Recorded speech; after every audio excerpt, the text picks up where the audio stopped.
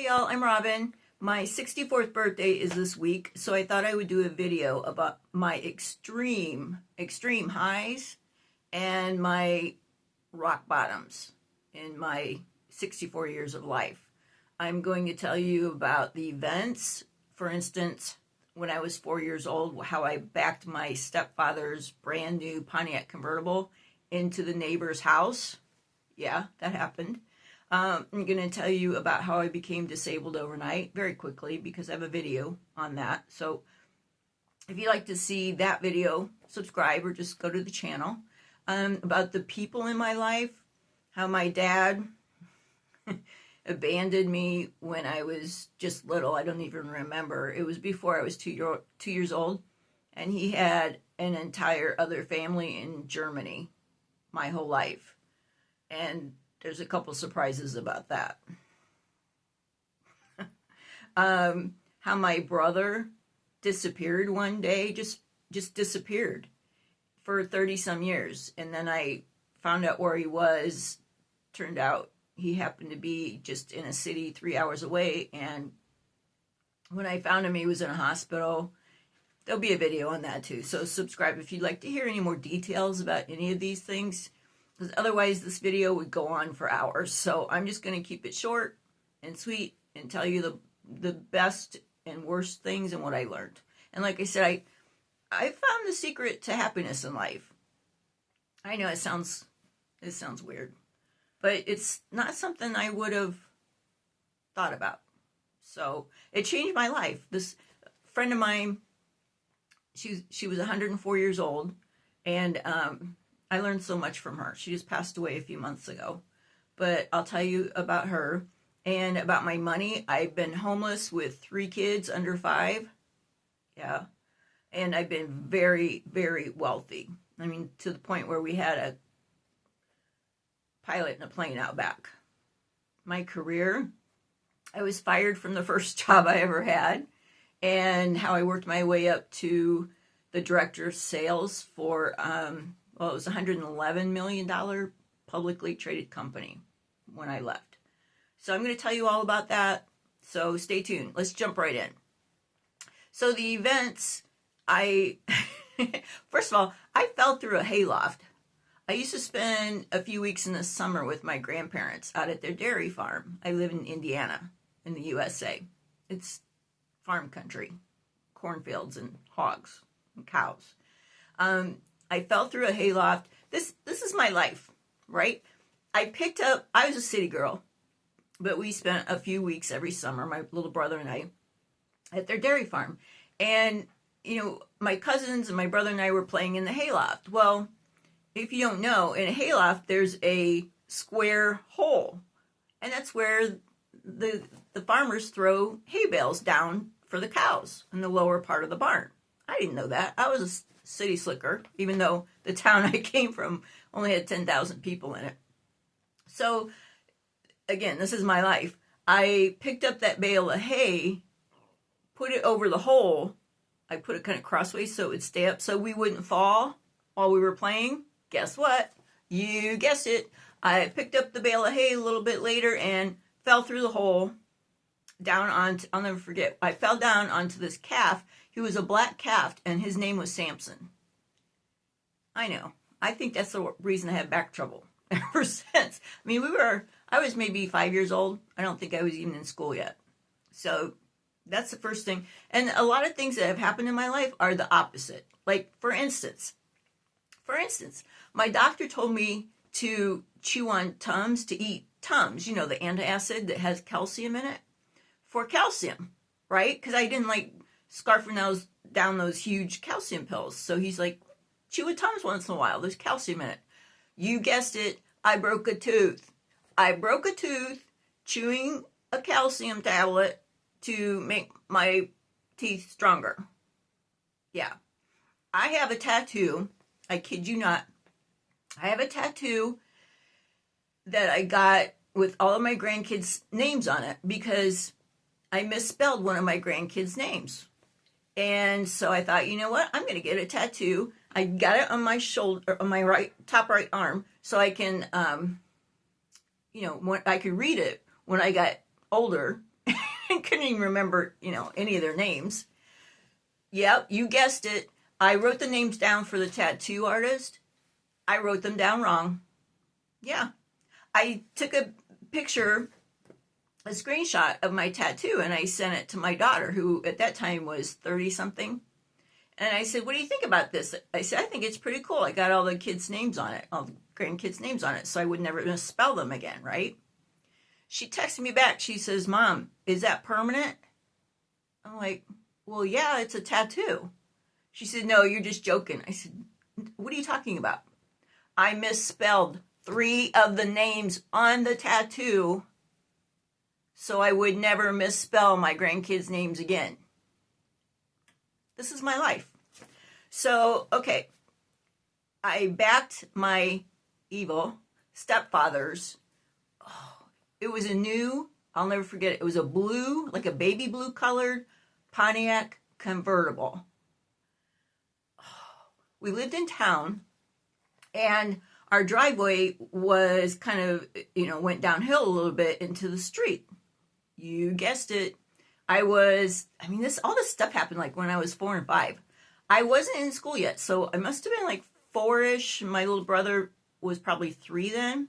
Well, somehow my little brother and I had gotten in the car, and I'm going to blame it on my stepfather for leaving the stinking keys in, because I would have never figured out how to get the key in the keyhole. So, anyway, yep, you guessed it. You guessed it. But here's the worst part. So, the keys were in it. Somehow, I got that's back when cars had on the column gear shift. And somehow I got it in reverse. And we backed down over the street into our neighbor's house, into her beauty shop. Yeah, I could take you right now and show you where the beauty shop was and where our old shack is. And you can see exactly where oh my goodness, I never ran so fast in my whole life. When we started backing up over the street, my little brother looked at me and I looked at him, and we were like, what do we do now? And I just yelled, run, run. And I pointed down the street. I'm like, run, Greg, run. Kind of like Forrest Gump, but his name was Greg. And I said, run, Greg, run. I've never run so fast. My whole entire life, I've never run so fast. We knew we were going to get the whooping of our life. My stepfather loved that car. And I'm not exaggerating, 100 times more than he even gave a crap about my little brother and I, because we were stepkids. Oh my gosh. I'll never forget that. So, another event that happened to me, my little brother and I were raised Baptist. Now, I don't know if y'all know, Baptists are pretty strict. It's a very strict religion, right? We couldn't play cards. We couldn't go to movies. Us girls couldn't even talk to a boy after 6 p.m. It was weird. And my mother had sent my brother and I to this church when we were young. Again, it seems like before we were in school. So it was like, I was maybe 5-ish and Greg was maybe 2 or 3. And my mother made us go to church. She didn't go. No, my half-brother didn't go. My stepfather didn't go. But she made my little brother and I go. Well, turns out, him and I, it was such a relief to be out of our house, because it was just not a nice place for us. I'm not going to get into it all, but we ended up, I skipped the senior year of high school. My best friend and I skipped school and went to the church. That's how all those years, 14, 15 years that my little brother and I went to church. And we went, like I said, we didn't like being at home, so we went to church Wednesday nights for prayer meeting, Tuesday nights for Awana, Sunday morning we had Sunday school, then we had church, and then we had youth group things in the afternoons. And we were always at the church. Here's another thing about the church. When my girlfriend and I skipped school, it was something like I don't know, 32 times in one semester. And it was high school because the church was, just across through the park from our high school. So we skipped school and went to the church. And I know, my life. She and I, there was this drawer in the Sunday school teacher's room, right? It was a little, I think it had 2 drawers and a little stand. And one had a lock on it. So of course, we had to pry that lock open. Yeah. There were candy bars in it. There were candy bars in this locked drawer in the Sunday school teacher's room. And we knew they were in there. Of course, after that time, every time we skipped school and went to the church, we would go get a candy bar. Well, a few weeks into these shenanigans, we opened the drawer and there was a note from the Sunday school teacher. Yeah. Guess what it said? It said, "Thou shalt not steal." That was hard. That was hard. We were in high school, but that was one of the hardest lessons I've ever learned. Because I was old enough. I knew better. So anyway, sometimes people make jokes when they are hurt about things or don't know how to cope with things, so they make jokes. Here's my joke on being a Baptist. Sue me if you don't like it. So, like I said, I grew up in this church. Skipped school to go to this church. I love these people. I thought they loved me, right? This was a hard lesson to learn. Well, I got pregnant at 17. We're all sinners, so don't even judge me or not. I don't care. You'll never see it. Nobody will see this video, and I'll never meet you, so judge me all you want. I got pregnant when I was 17, but here's the joke. They ostracized me when they found out. The Baptists. All these people that I thought loved me all these years. And my joke is, I don't know if they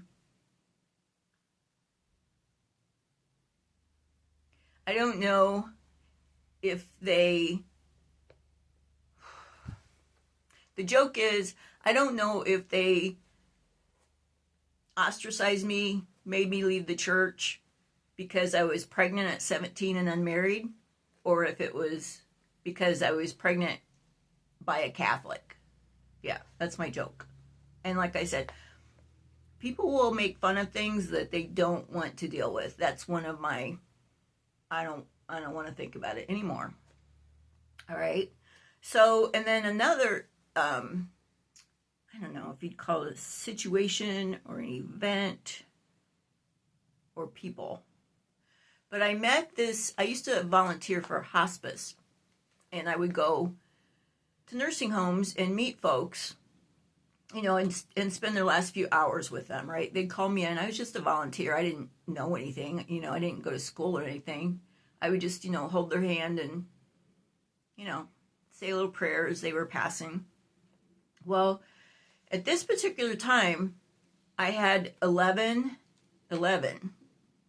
folks, like within that couple weeks. This last one, my 11th one that I had through this agency that I volunteered for, my 11th one just passed. And so I was walking down the hall of this nursing home. And, I was thinking to myself, I can't do this anymore.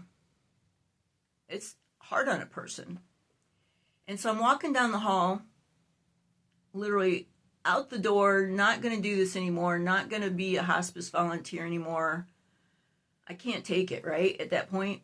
So I'm walking down the hall, and I see this older lady in a wheelchair, and she's looking out this door that it's all glass, right? So y'all don't know me, but I just stop and talk to someone and say hello, because I know I've had the rock bottoms in my life where it would have just taken someone saying hello to me to just turn my life right around. So anyway, I stopped and I said, "Hello, how are you?" And she She had tears. She had tears going down her face, and I didn't see until she had turned to me when I said hello. Because she was looking out this window. Well, it was a door with, windows, glass in the door. And, we got to talking. I told her, that I wasn't going to be coming to this nursing home anymore, and she gave me this look like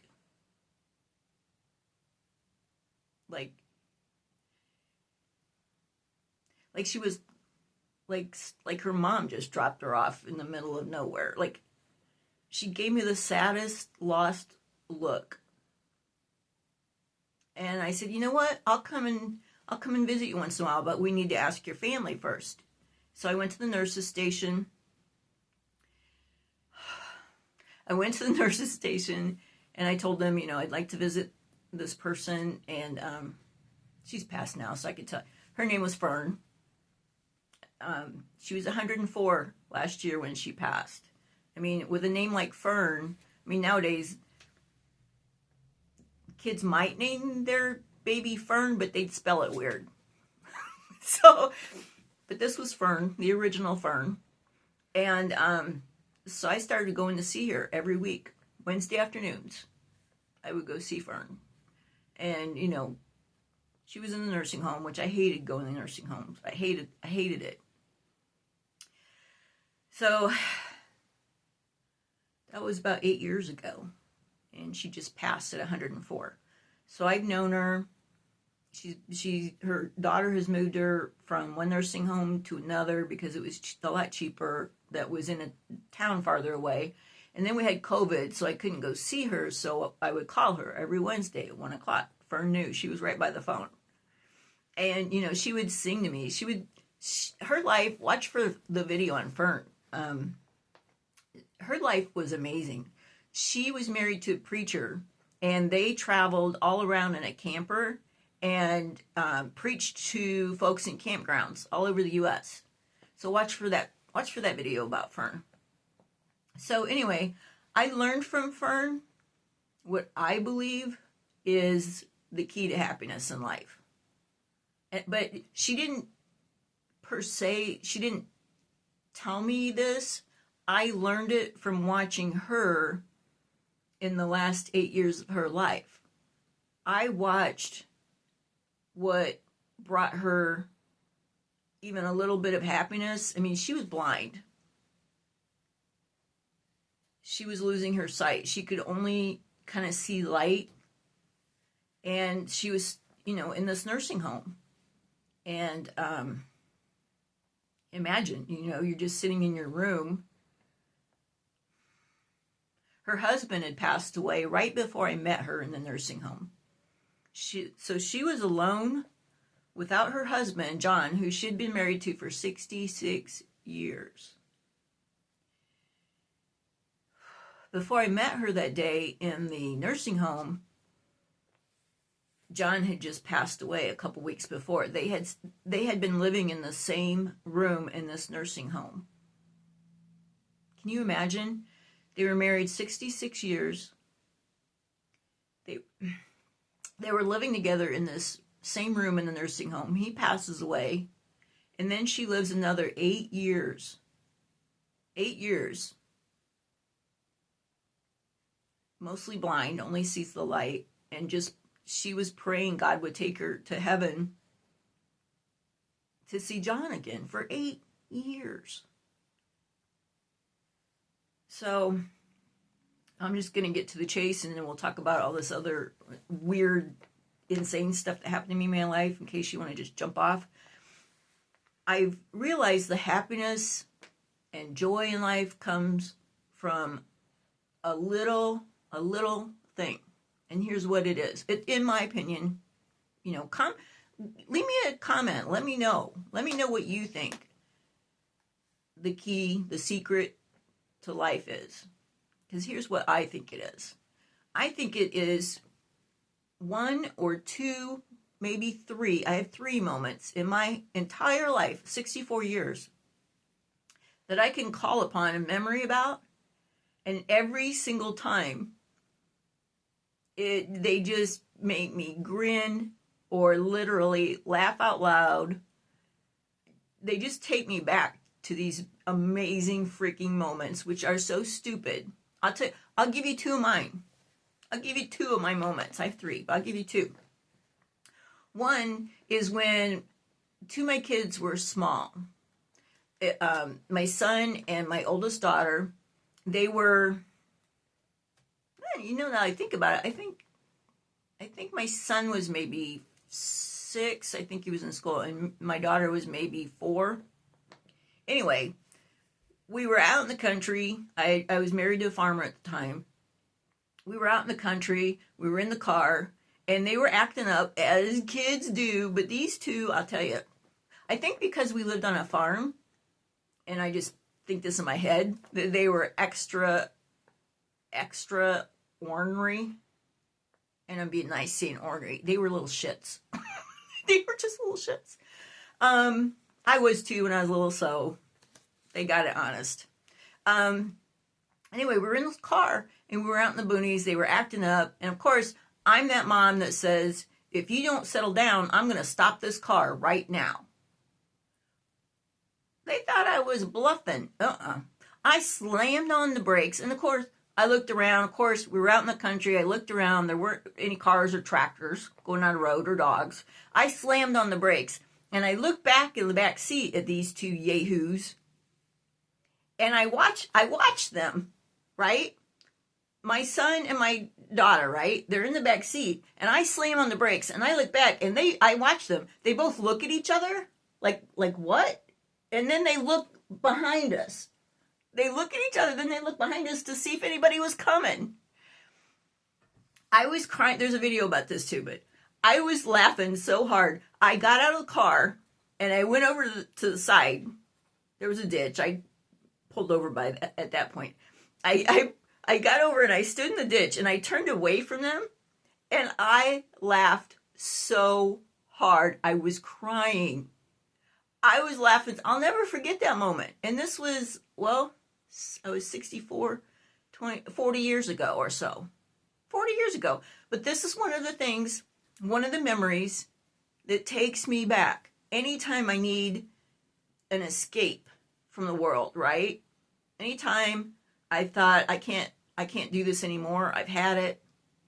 Or if I was, terrified of something, maybe I was going to surgery or,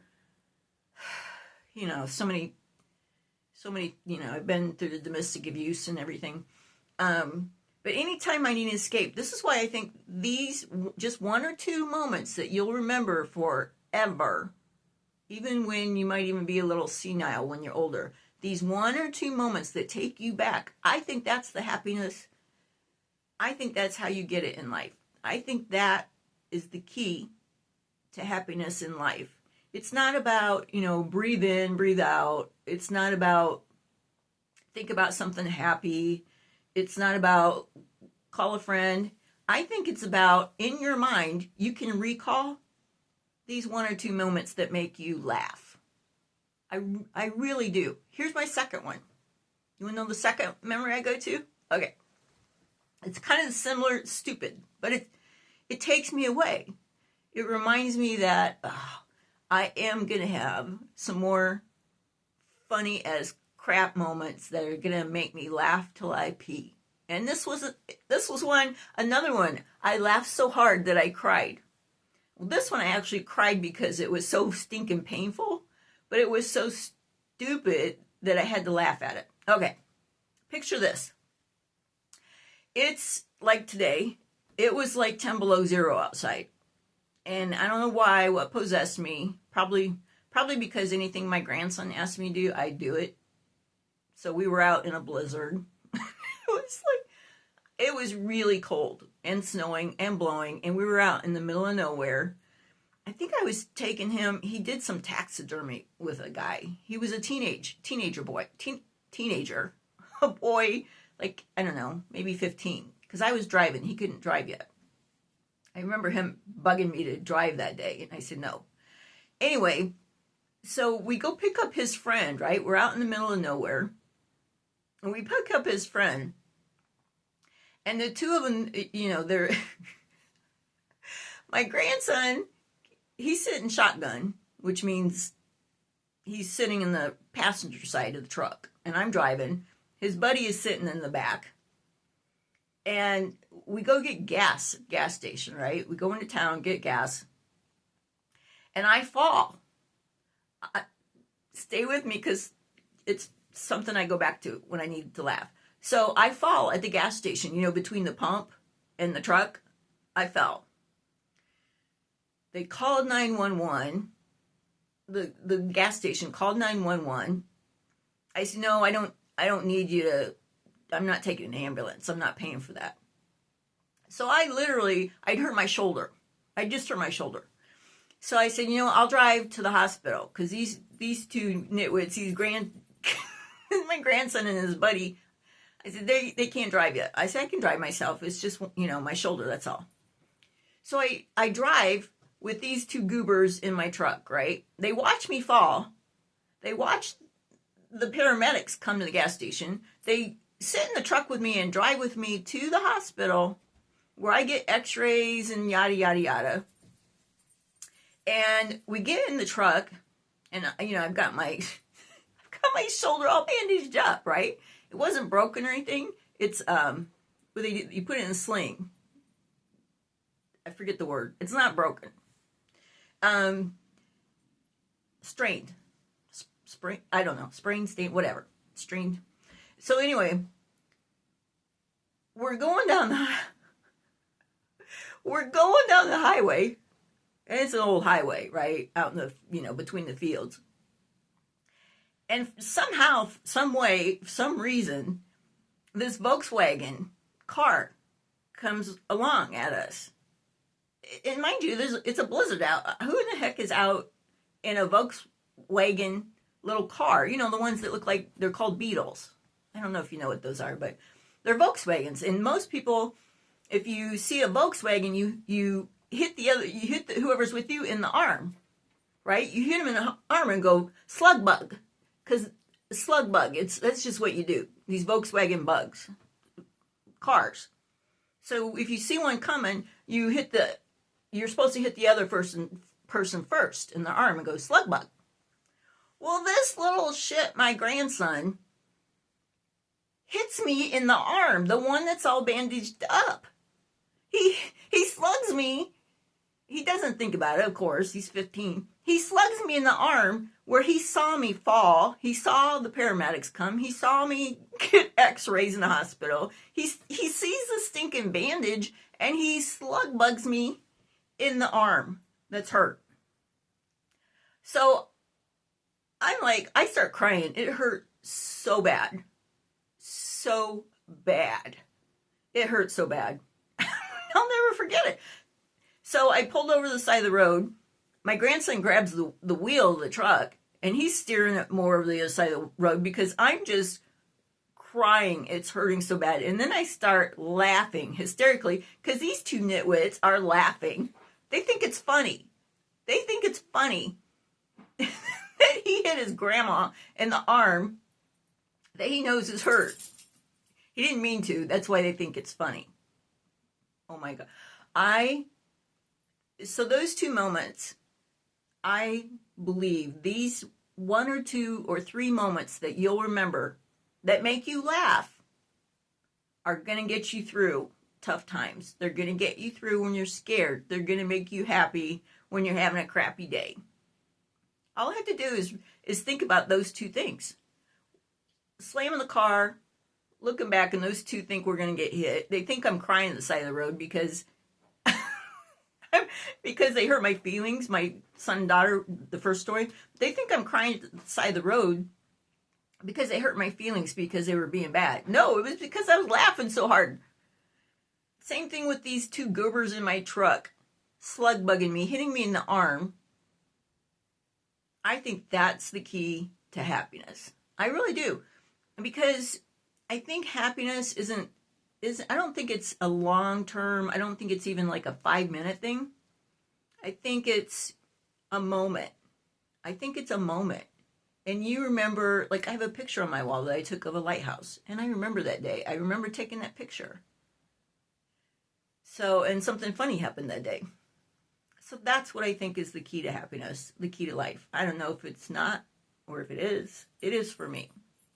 So anytime I have a moment like that, that's funny, hilarious, laugh till you pee, laugh till you tinkle, I think those are the kind of moments that are happiness in life. Because I think those moments I will remember when I'm 104 and blind in a nursing home. That's what I think. Okay, so back to people, because I'll probably lose a lot of you now. But people, my dad had a whole other family in West Germany, in Germany. He left, he abandoned my little brother and I when I was, I think, 3 or 4. All this stuff happened when I was really young, I guess. But yeah, I mean, I don't even remember my dad. But he left. There's a video on that coming up. I don't want to tell you that whole shenanigans and saga going on with my dad. But yeah, my dad had an entire family. I have a half brother and I have a half sister and a stepmother in Germany. Now my dad supposedly died last year. I got a call from my aunt. And Dad came back for one day when I was 13. I don't want to tell you all that baloney right now. Subscribe or watch the video coming up on my dad and that whole thing. My brother, my little brother, he disappeared one day. He just up and disappeared. We were in our 20s. And he just up and disappeared. I looked all over for him. I traveled a lot at the time. And so anytime I would go into a new town, I would look up in the phone book. Yeah, we had phone books back then. I would look up in the phone book of the city I was in and look for his name. And I would call every single one. And if I got a voicemail, I would leave a voicemail and say, hey, this is your sister. I just want to make sure you're okay. Because he shook so bad. Like he said, he just disappeared in our 20s. And he shook like really like this. Literally, he shook. And he was in his 20s. Well, I thought he was just, an alcoholic, like my dad, my grandpa. My grandpa killed 2 people drinking and driving. So do not drink and drive. There's videos on all this stuff coming up. Today's just a recap of my life, basically, up till now. Anyway. So yeah, there's a video coming up about my brother and his life and death. Okay, so money. I've been homeless with 3 little kids under 5. Homeless. With 3 kids under 5. I was getting $15 whole a week in child support. Now, mind you, this was back in the late 1970s. It's not like today. I mean, there was no help for me. There was no money. I was scrambling just to, feed my kids hot dogs and macaroni while I sucked on mustard packets. And listen, I had to make decisions that were just horrific. And I was in my 20s. I had no one to turn to, nobody to give me advice. Don't get me started about my mother. I will never talk about my mother. Yeah, she's alive. So anyway, I've had a life, I'll tell you. Good and really cool stuff. In fact, some of the people I met were I dated a very world famous drummer. World famous. You would know who he was. You would know the band he was in. And again, this was back in the 80s. But that was kind of cool. The only thing is that taught me a lot about fame and money and how I don't ever want that. It's just like rich people problems, right? Famous people problems. They just have different problems than we have. They still have really bad problems, but they can handle them while they're on a beach in Mexico or something. We have to handle him, seeing our ex-mother-in-law at the hardware store every day. So anyway, I dated a very, very famous drummer. I'm not going to tell you who it was. Sorry. I know you'd like to know, but I don't kiss and tell kind of thing. So I've been homeless. I've been with someone very wealthy, to the point where we had a pilot and a plane on premises at the house. Yeah. We had I was a swimmer up until my 40s. There's a video on that when I swam in a pool, became disabled from a stinking pool. There's a video on that. But I was a swimmer, and this house had an Olympic size indoor swimming pool. Now, mind you, we live in Indiana, where it gets, today it's minus 17 Fahrenheit wind chill right now. So that was a blessing, the indoor pool. We had there was money. Let's just put that. So I've been homeless. I've been where there's a lot of money, and I've lived at poverty level. And I've also lived at a comfortable level where, we paid the bills. We were going to be multimillionaires when we retired. So I've lived at pretty much every stage of the money situation in life. And I got to be honest, the happiest I ever was when the kids were little and we were on the farm, because everything was right with the world for a few years. I loved living on the farm. The kids were just, fresh air, learning how calves were born. It was amazing. We didn't have a lot of money. We had very little money. If you know anything about farmers, they're just really living from one sale barn check to the other sale barn check. You sell a cow. If you don't have money, you sell a pig. We weren't one of these multi-million-dollar farmers who had $1 million in a combine.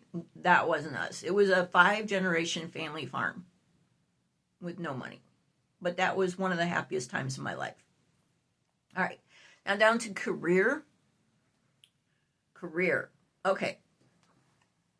This is one of my favorite things to talk about. Now, my whole life, I wanted to be a writer. In high school, my English teacher, I have a video on this too, of course, reaching my dream of being a writer at the age of 54. So I'll let you watch that video. But anyway, I have 3 published books now. I have a lot of articles in magazines. I used to write a weekly column for the newspapers. That was back when newspapers were big. Now it's social media. I write a lot of things. I'm a freelance writer now, so I write out things for radio station, websites, Facebook pages, that kind of thing. So, here's something cool. I'm like I said, I'm a writer and a photographer now, and I didn't go to school for either of them. I write from the heart. I only write stories now, pieces, articles about inspirational people. I don't cover any more of these goofy, these political meetings. I don't cover any of that baloney. I have a video coming up about becoming a writer and the good and the bad, what you get paid, that kind of thing. So watch for that if you want to be a writer. All right. So anyway, I write about inspirational stories. Like the last one I wrote was a couple months ago, and it was everywhere. It was about this young man. He was in cross country, and he was a football player first, and then he ended up taking cross country for some reason. So he was built like a football player. Long story short, this young man saw another cross country runner collapse And this young man went and picked up this other young man and started carrying him towards the finish line. He's amazing. He's amazing. So anyway, I'm almost done. So this is very cool. So I've been writing country songs. I'm a country fan. I grew up in, town, but in country, right? 10,000 people, probably 5,000 when I was growing up in our town. And I've always loved country. I still love country. It's getting a little weird now, but so anyway, I've written, gosh, over 100 country songs, right? I mean, that's what you do when you're writing. You just keep writing and writing and writing and writing until you catch your groove, right? Same with my photography. I just take, I'll take 800 pictures in a couple of days, lighthouses or whatever. And maybe 2 of them will be good. And then I'll figure out, same with YouTube, then I'll figure out eventually, I haven't figured that out yet on YouTube, but eventually I'll figure out how to do it right so that everybody enjoys it, right? So anyway, so what I did, this was 3 years ago. So at 61 years old, I drove to Nashville in my little old car. I drove to Nashville, Tennessee. And I thought, you know what? I'm going to figure out if I've got what it takes, if I want to move to Nashville and leave all my family here. Because, all my grandkids and kids are grown now. My grandkids are from 22 to 26 years old. I have 2 great grandkids, but I don't see them. One's out of state and one's with his mama drama. So, 3 years ago when I was 61, I drove to Nashville and I met a man. Yep, I paid for an hour of his time. This guy, he has written songs for Carrie Underwood. He wrote a #1 song for Kenny Chesney. He's written for George Strait. He's written for Billy Currington, #1 hit. And so I paid for an hour of his time because I'm kind of at the age where I'm going to pay whatever I have to see what's what. I don't have a lot of money, but a dream is worth it. A dream is worth using a credit card. I'm sorry, Dave Ramsey, you're cool and all, but when it comes to dreams and you're 60-some years old, use that stinking credit card. And yeah, I'll hear about that. Go ahead, comment. Go ahead, tell me. Credit cards are evil, blah, blah, blah. If it's a dream, now I'm not saying go out and, buy a $100,000 truck because that's your dream. But I'm saying if you can figure out your dream and maybe make your dream come true for $1,000 or $2,000, I'm saying I would do it, and I did do it. So anyway, I met with this man who has written multiple #1 songs for country artists. And I also met with someone in Nashville who has been in the country music industry for decades. And I quickly realized, #1, I was out of my league. Now, mind you, one of them said, read some of my lyrics, because I only do lyrics. I literally don't have vocal cords to sing. And one said to me, you know what? You're just a preschooler in Nashville. I said, oh, that's interesting, a preschooler. She says, yes. She says, you're not even in kindergarten yet, but you're not back in the crib. Well, that was a very good compliment to me, I thought. But I knew it wasn't for me. I was not going to live in Nashville. I don't drink, and it's hard to not be around folks who are drinking down there because they're having a good time. That's fine. Do what brings you joy. Do what brings you joy. So I quickly learned. I drove back the next day from Nashville. And it was an awesome experience. And I might have been able to make my dream come true of writing a hit song. But you know what? It wasn't worth it to me. So now I've got to find new dreams and new people to meet and how to retire on no money. and maybe meet some really cool people. I mean, I've met some famous folks. It's not for me. I've met some wealthy folks. That's not for me. I work with homeless folks, and that's definitely not for me. Yeah.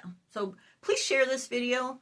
I think it'd be interesting for folks who maybe they're having a day where they think this baloney only happens to them, or they think, oh, I'm never going to get out of this. Because here's what, I've been bankrupt. I don't think I told you all that. I've been bankrupt, and like I said, I've been wealthy. There's no shame in anything. You do what you have to do. If you're not doing what you have to do, sometimes you just make bad decisions. That's just life. If you made all the right decisions, I mean, you'd be a bazillionaire taking a spaceship somewhere. Or in the White House. So stop beating yourselves up. I mean, I have guilt that I will have the rest of my life from one decision I made back in my 20s. But here's what. If I was that age again and only had that knowledge and that wisdom and no backup, nobody to have my back again, I would make the same decision, knowing that I had this horrific guilt for 80 years. Because that's all I knew. And maybe that's all you know. Maybe you don't have someone to have your back. Right? Maybe you can be that person that has someone else's back. Let them know. It's okay. Hey, hang in there one more day. One more day, and the most amazing thing can happen. It's happened to me. Listen to all this baloney that's gone on in my life. So, happy birthday to me, 64. We'll see what happens a year from now when I'm 65. Thanks y'all for watching. Love ya.